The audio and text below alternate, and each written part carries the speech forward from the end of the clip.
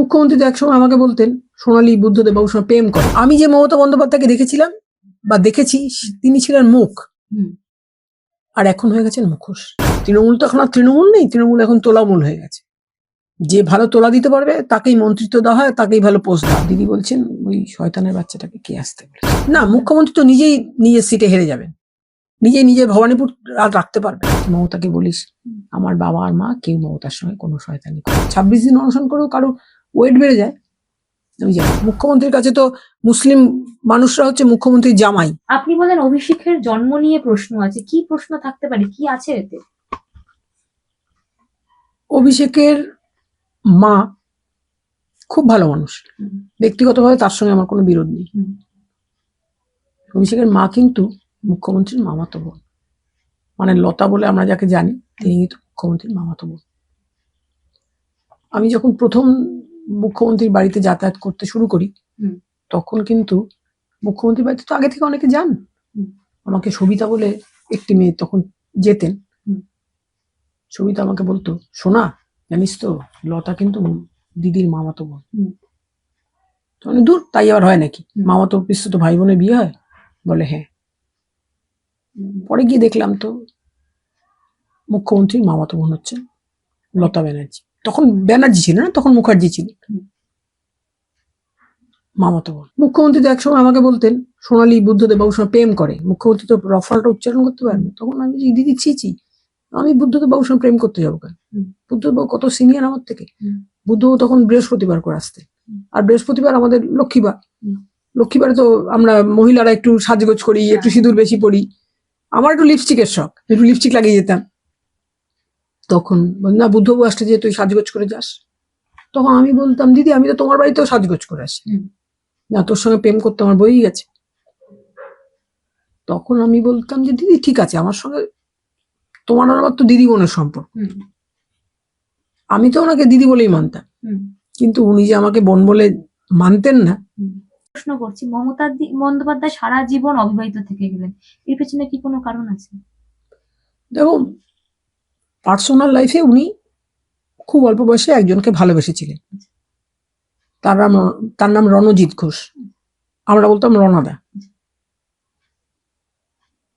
রণজিৎ ঘোষ নিজেকে বাড়ির জামাই ভাবতেন, তাই জন্য দিদি যখন কেন্দ্রীয় মন্ত্রী হলেন, কেন্দ্রীয় স্পোর্টস মিনিস্টার হলেন, তখন রণদার খুব আনন্দ হলো। রণদা চুনট করা ধুতি, গিলে করা পাঞ্জাবি সব পরে হাতে মিষ্টির ভার নিয়ে এসছেন দিদির বাড়িতে। হ্যাঁ, দিদির বাড়ির উল্টো দিকেই রণদার বাড়ি। রণদা হচ্ছেন তমনাশ ঘোষের কাজিন ব্রাদার। আমরা খুব খুশি হয়েছি রণদা এসছেন। সেদিন এই বিকেল ফ্লাইটে আমার দিল্লি চলে যাওয়ার কথা। রণদা মিষ্টি ভার নিয়ে এসছেন। তখন আমি আর লতা, মানে অভিষেকের মা, দুজনে মমতাদি ঘরে ঢুকেছি। দিয়ে বলছি যে দিদি রণদা এসছে। দিদি বলছেন ওই শয়তানের বাচ্চাটাকে কে আসতে বলেছিল। রণদা সেটা শুনতে পেয়েছে। তখন শুনতে পেয়ে রণদা বলছেন যে সোনালী আজকে বিকেলের প্লেনে তোরা দিল্লি যাচ্ছিস? তখন আমি বললাম হ্যাঁ। মমতাও যাচ্ছে? তখন হ্যাঁ রণদা। তখন রণদা বলছে চোখে জল ভরে গেছে ওনার, শয়তানের বাচ্চা শুনতে পেয়েছেন। তখন রণদা বলছে যে একে বলিস, মমতাকে বলিস আমার বাবা আর মা কেউ মমতার সঙ্গে কোনো শয়তানি করে। রণদা মিষ্টির ভাতটা মাসিমার হাতে দিয়ে মাসিমা বলছে মাসিমা এটা আপনি খাবেন, আমি মমতার জন্য নিয়ে এসেছিলাম। রণদা ব্যাক করে গেলেন। 26 দিন অনশন করেও কারো ওয়েট বেড়ে যায়, আমি জানি। তখন মমতা বন্দ্যোপাধ্যায়, এখন মমতা বন্দ্যোপাধ্যায়ের মধ্যে তফাৎ। আমি যে মমতা বন্দ্যোপাধ্যায়কে দেখেছিলাম বা দেখেছি তিনি ছিলেন মুখ, আর এখন হয়ে গেছেন মুখোশ। আইপ্যাকের অফিস থেকে একটা ফাইল তুলে আনতে হলো।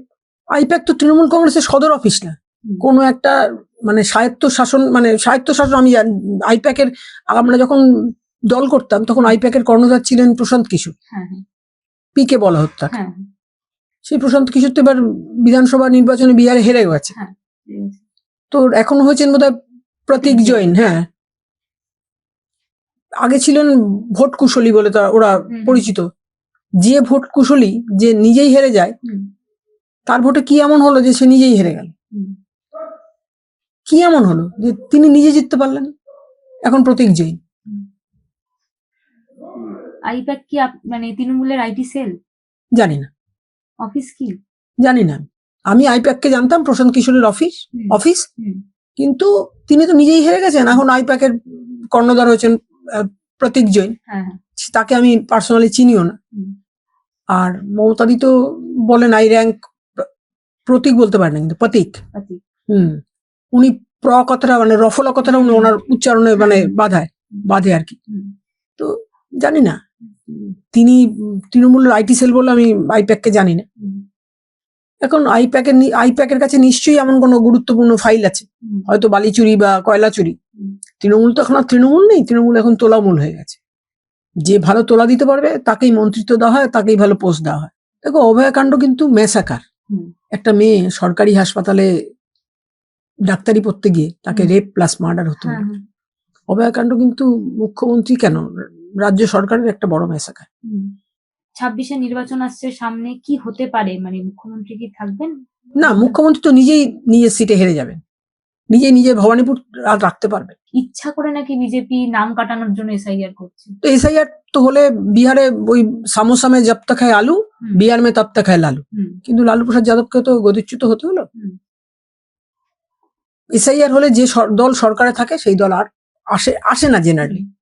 এসআইআর তো একটা প্রক্রিয়া, হুম, রিভিশন। হুম, তো মুখ্যমন্ত্রী জানেন যে এসআইআর হলে উনি আর ক্ষমতায় থাকতে পারবেন না, কারণ এসআইআর হলে খুব অবৈধ ভোটার, হুম, মৃত ভোটার, হুম, শিফটিং ভোটার, তাদের নামগুলো বাদ যায়।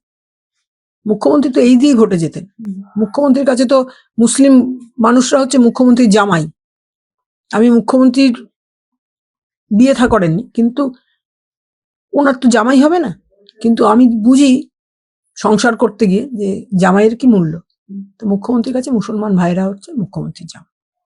মুখ্যমন্ত্রী তাহলে এসআইআর আটকাতে চাইছেন শুধুমাত্র ভোটে জেতার জন্য? নিশ্চয়ই, আপনি এটা নিশ্চয়ই, বলছেন? হ্যাঁ নিশ্চয়ই, নিশ্চয়ই এসআইআর যদি হয় সঠিকভাবে, তাহলে মুখ্যমন্ত্রী আর ক্ষমতায় ফিরতে পারবেন।